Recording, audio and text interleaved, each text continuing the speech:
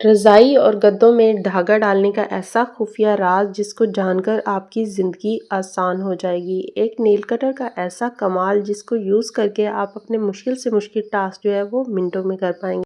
आज की वीडियो में कुछ ऐसी special tips, tricks, life hacks जिनका यूज़ करके आप अपनी डेली रूटीन को आसान बना सकती हैं। आज की वीडियो की सारी ही tips money saving, time saving है, तो वीडियो को आपने बिना स्किप किए एंड तक वॉच कर लेना है। बिस्मिल्लाहिर्रहमानिर्रहीम, अस्सलाम वालेकुम, welcome to Hania Khan hacks. Hopefully आप सब खैरियत से होंगे। आज से पहले आपने आग के ऊपर ब्रशेस और कॉम्ब को बिल्कुल नहीं रखा होगा, लेकिन ये काम करने के बाद आपकी ज़िंदगी आसान होने वाली है। हमारे पास डेली रूटीन में इतना टाइम नहीं होता कि हम इनको क्लीन कर पाएँ, जबकि इनकी क्लीनिंग भी बहुत ज़्यादा ज़रूरी है। हमारे बालों में डैंड्रफ हो जाती है या फिर डिफरेंट स्किन के इशू होते हैं, जो हेयर फॉल होता है, वो सारे इशू इनसे भी रिलेटेड होते हैं। तो इन क्लीन करना बहुत ही सिंपल है। एक टब में गर्म पानी डालना है, उसमें थोड़ा सा सर्फ डाल दें और थोड़ा सा मीठा सोडा डाल के इनको डिप करके आधे घंटे के लिए रख दें। उसके बाद इसको वॉश कर दें, अच्छे से क्लीन हो जाएंगे।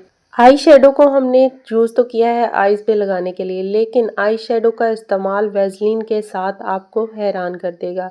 आई शेडो का वैसलीन के साथ इस्तेमाल आपके होश उड़ाने वाला है। ये टिप मेरी उन बहनों के लिए है जो वर्किंग लेडी हैं या फिर वो बच्चियां जो कॉलेज जाती हैं, स्कूल जाती हैं, उनके लिए बहुत ही यूजफुल टिप है। तो आपने करना क्या है, जो भी आई शेड आपके घर में पड़े हैं ना, वो आपने ले लेने हैं और साथ ले लेनी है आपने वैसलीन, जिसे पेट्रोलियम जेली भी कहते हैं। तो इसको आपने चाहे तो पेट्रोलियम जेली के अंदर जो भी फेवरेट आपका आई शेड है वो आप इसके अंदर मिक्स करके तो किसी जार में रख लें, या फिर इस तरीके से डायरेक्ट डिप करके तो दोनों को अच्छे से मिक्स करके तो अपने लिप्स पे आप इसे एज अ टेंट यूज़ कर सकती हैं, अपने चीक्स पे लगा सकती हैं, क्योंकि सीज़न चेंज हो गया है। और अगर आपके पास कोई टेंट या इस तरह का कोई मॉइस्चराइज़र नहीं है, क्योंकि आपके लिप्स पे भी क्रैक आने लग जाते हैं, आपके चीक्स जो हैं वो फटने लग जाते हैं अगर आप इनकी केयर नहीं करते। तो बहुत ही यूज़फुल हैक है, मनी सेविंग हैक है। आपको अलग से टिंट जो है वो बाय नहीं करना पड़ेगा, अपने आई शेड को ही आप इस तरीके से एज अ टिंट यूज़ कर सकते हैं। तो कैसा लगा आपको ये आइडिया? है ना कमाल का आइडिया, मनी सेविंग हैक है, आपने ट्राई लाजमी करना है। जैसे कि अब सीज़न चेंज हो गया है तो कूलर को अब हमें ज़रूरत नहीं होती, लेकिन कूलर को इस तरीके से रखने से कूलर के अंदर एक तो येलोपन आ जाता है, इसके अंदर से सारा येलो हो जाता है। जब आप इसके अंदर ज़्यादा देर के लिए पानी छोड़ते हैं, फंगस वगैरह लग जाती है, इसके अंदर से बैड स्मेल आने लग जाती है जब इसको प्रॉपर ड्राई नहीं किया जाता। तो ज़बरदस्त सी ट्रिक बताऊंगी जिससे आपके हाथ भी नहीं ख़राब होंगे और आसानी से ये कूलर साफ़ भी हो जाएगा, और आप इसे जितने मर्जी अरसे के लिए बंद करके रखेंगे ना, इसके अंदर कोई बैड स्मेल नहीं आएगी। 2 से 3 चीज़ें इसके अंदर डालेंगे और ये प्रॉपरली क्लीन हो जाएगा। और इसके बाद इसको आपने ड्राई लाजमी करना है। सबसे पहले जो हमने चीज़ डालनी है वो हमारी किचन में ही है। आपने 1 चम्मच भर के नमक डाल देना है और उससे पहले इसमें थोड़ा सा आपने पानी डाल देना है। और सेकंड चीज़ जो हमने इसमें डालनी है, वो जो भी आपके घर में डिश वॉश लिक्विड है ना, वो आपने इसके अंदर डाल देना है। और थर्ड चीज़ जो हमने इसमें डालनी है वो है विनेगर। अब ये तीनों चीज़ें जो है ना मिलके बहुत ज़बरदस्त क्लीनिंग का काम करती हैं। उसके बाद आपने स्क्रबर लेना है और अच्छे से इसको अंदर से क्लीन कर लेना है। जो भी इसके अंदर फंगस वगैरह लगी है या पीलापन है ना, वो सारा ख़त्म हो जाएगा जब अच्छे से आप इसको रब कर लेंगे। उसके बाद आपने फ्रेश पानी से वॉश करके इसको रख देना है। और जब ये अच्छे से ड्राई हो जाएगा ना प्रॉपरली, आपको लगे कि बिल्कुल ड्राई है, इसके अंदर ज़रा भी नमी नहीं है, तो आप इसको कवर करके रखते हैं, कोई बैड स्मेल नहीं आएगी। जैसे ही सर्दियाँ स्टार्ट होती हैं ना, तो सबके गले ख़राब होने लग जाते हैं, बहुत ज़्यादा बुखार हो जाता है, फ़ीवर हो जाता है, फ्लू हो जाता है। जैसे कि आपको भी मेरी आवाज़ से लग रहा होगा, मेरा गला भी बहुत ज़्यादा ख़राब है। तो मैं ये ज़बरदस्त सी टी यूज़ कर रही हूँ, ये कहवा यूज़ कर रही हूँ। तो इसके लिए हमें क्या क्या इंग्रेडिएंट्स चाहिए, इसमें हमने दालचीनी डालनी है, पुदीना डालना है, अदरक डालना है और लौंग के दाने डालने हैं और काली मिर्च। इसको आपने 15 मिनट के लिए धीमी आंच पे, स्लो फ्लेम पे कुक कर लेना है। उसके बाद आपने इसमें 1 चम्मच शहद डालना है और थोड़ा सा जो है ना आपने इसमें लेमन डाल देना है। ये दोनों चीज़ें जब इसके अंदर ऐड हो जाएंगी ना, तो ये कावा बहुत ही ज़बरदस्त है। फ्लू है, गला ख़राब है, बुखार है, आपका सारे मसले जो है ना इससे ख़त्म हो जाएंगे। अगर आपकी आंखों से पानी बहुत ज़्यादा आ रहा है ना, तो आपने 3 जो साबित काली मिर्च होती है ना, वो भी खानी स्टार्ट कर देनी है, आपको फ़ौरन ही रिलीफ मिलेगा। रज़ाई और गद्दों में धागा डालने का ऐसा खुफिया राज जिसको जानकर आपकी ज़िंदगी आसान हो जाएगी। एक नेल कटर का ऐसा कमाल जिससे आप मिनटों में ये काम कर पाएंगे। तो आजकल हमारे पास तो सर्दी स्टार्ट हो गई है। आप अपने कमेंट में बताइएगा कौन सी सिटी से वॉच कर रहे हैं और आपके पास सर्दी आई है कि नहीं। जैसे ही सर्दी स्टार्ट होती है ना, तो पंजाब में तो सबसे पहले काम होता है कि जल्दी से रज़ाइयाँ सिलाई कर लें। और जब भी आपने रज़ाई सिलाई करनी होती है तो आपने ये ट्रिक जो है ना लाजमी यूज़ कर लेनी है। एक तो रज़ाइयों के लिए जो मोटा धागा हम लोग यूज़ कर रहे होते हैं, जब इसको रज़ाई को सिलाई करने लगते हैं तो ये धागा इसमें से प्रॉपरली गुजर नहीं हो रहा होता। तो उसकी रीज़न क्या होती है? एक तो रीज़न ये होती है कि जब आप रज़ाई भरवाते हो ना, इसके अंदर रुई फ्रेश भरवा के लाते हैं, आपको रज़ाई जो है वो लाजमी फ़ौरन ही सिलाई कर लेनी चाहिए। एक दिन भी अगर आप रज़ाई को रख लेते हो ना, तो वो प्रॉपरली सिलाई नहीं हो पाती और आपको बहुत ज़्यादा मुश्किल होती है। और जब आप रज़ाई को सीने लगते हो ना, तो इस तरीके से इसके अंदर से नीडल भी नहीं गुजर रही होती। तो एक तो ये होता है कि नीडल की ये जो शार्पनेस है ये ख़त्म हो चुकी होती है, जिसकी वजह से ये इसके अंदर से नहीं जा रही होती।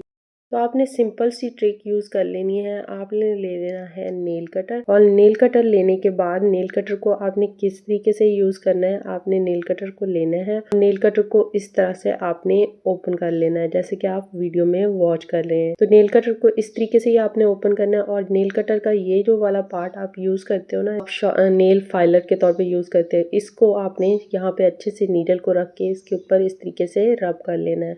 1 मिनट के लिए आपने अच्छे से इसको रब करते रहना है, रोटेट करके अच्छे से रब करना है ताकि प्रॉपरली ये शार्प हो जाए। इसके ऊपर कोई जंग वगैरह लगा है तो वो भी इसके ऊपर से उतर जाए। आपने 1 मिनट ही इस तरीके से करना है तो ये अच्छे से शार्प हो जाएगी। उसके बाद आप बहुत आसानी से अपने गद्दे रज़ाइयाँ जो है ना मिनटों में सिलाई कर पाएंगे। बहुत ही यूज़फुल ट्रिक है, एक दफ़ा ट्राई लाजमी कीजिएगा। अगर आपको भी ये मसला हो रहा है ना कि रज़ाई आपकी प्रॉपरली सिलाई नहीं हो पा रही, उसके अंदर से नीडल नहीं गुजर, तो ये बहुत ही यूज़फुल हैक है। मैं खुद ये हैक ट्राई करती हूँ, तो ये काम जहाँ पे हमारा घंटा लगता है ना, वहाँ 15 से 20 मिनट में कर लेंगे। बस आपकी नीडल जो है ना वो शार्प होनी चाहिए। मसला होता है, लाजमी है, आपने ये हैक देख लेना है प्रॉपरली। अगर आपको समझ नहीं आई तो आप वीडियो को दोबारा बैक करके रिवर्स करके देख सकते हैं, आपको प्रॉपरली समझ आएगी किस तरीके से आपने शार्प करना। तवे के ऊपर पानी डालें और कमाल देखें। आज से पहले आपने ये काम नहीं किया होगा, लेकिन ये काम करने से आपका बहुत बड़ा मसला जो है ना वो खत्म हो जाएगा। तो आपने करना क्या है, आपने जब भी रोटी बना लेनी है, आपने तवे के ऊपर डाल देना है नमक। नमक बहुत अच्छे से क्लीनिंग का काम करता है। अब नमक क्या करेगा, तवे के ऊपर जितना भी ऑयल वगैरह है वो इसको एब्जॉर्ब कर लेगा। और जहाँ पे हम इसको स्क्रब करने में लगाते हैं 15 से 20 मिनट, इसको क्लीनिंग में लगाते हैं, यहाँ पे आधा काम जो है ना हमारा ये नमक ही कर लेगा। और अब आपने यहाँ पे फ्लेम जो है वो थोड़ा लो कर लेना है और थोड़ा सा गर्म करने से ही देखेंगे आप नाइफ लेके, तो ये आसानी से इसकी साइड जो है ना ये भी उतरनी स्टार्ट हो जाएंगी। इस साइडों पे अजीब से जो आपको लगते हैं ना पहाड़ से बन गए हैं, आप रोटी बनाते हैं जलनी स्टार्ट हो जाती है, पराठा बनाते हैं जलना स्टार्ट हो जाता है, वो इसलिए होता है कि जब आप अपने तवे को प्रॉपरली क्लीन नहीं करते। तो वीक में एक दफ़ा आपने टाइम निकाल लेना है और इसको अच्छे से क्लीन कर लेना है। जब आपका तवा क्लीन होना तो आपकी रोटियां बहुत अच्छे से बनती हैं, चिपकती नहीं है तवे के साथ, वरना फ़ौरन ही चिपकनी स्टार्ट हो जाती हैं और आपकी रोटियां जलनी स्टार्ट हो जाती हैं। तो ये छोटा सा काम है, आपने कर लेना है। और जब आपको लगे ना तवा ज़्यादा गर्म हो गया, आपने नीचे से फ्लेम को बंद कर लेना है और इस तरीके से आप देखेंगे जितना भी इसके ऊपर ब्लैक है वो सारा उतरना स्टार्ट हो जाएगा। फिर जैसे ही तवा गर्म होता है ना, इसकी साइडों पे जो ग्रीस वगैरह है वो भी आसानी से उतरने लग जाती है। और नाइफ जब आपने ले लेना है ना तो बहुत आसानी से ये साइडों से उतर जाएगा। तो तवे का ये वाला जो पार्ट आप वॉश कर रहे हैं, जो मैं आपको यहाँ पे दिखा रही हूँ क्लीन करके, ये प्रॉपरली जो इतना ज़्यादा इसके ऊपर ग्रीस आ चुकी थी, इतना ज़्यादा ये ऊपर से ब्लैक हो चुका था कि ये रियल में नज़र ही नहीं आ रहा। तो जिस तरीके से मैं आपको स्टेप बता रही हूँ ना, ऐसे अगर स्टेप फॉलो करके आप भी अपना तवा क्लीन करेंगे ना, तो आपका तवा जो है कई सालों तक ठीक रहेगा और ख़राब नहीं होगा। आपको नया तवा लेने की ज़रूरत नहीं है। इस तरीके से जब आप इसके ऊपर से सारा ब्लैक वाला उतार लेंगे, बाद आपने इसके ऊपर थोड़ा सा पानी डालना है और दोबारा से आपने फ्लेम को नीचे से ऑन कर देना है। पहले आपने फ्लेम बंद कर लेना है और दोबारा से फिर ऑन करना है।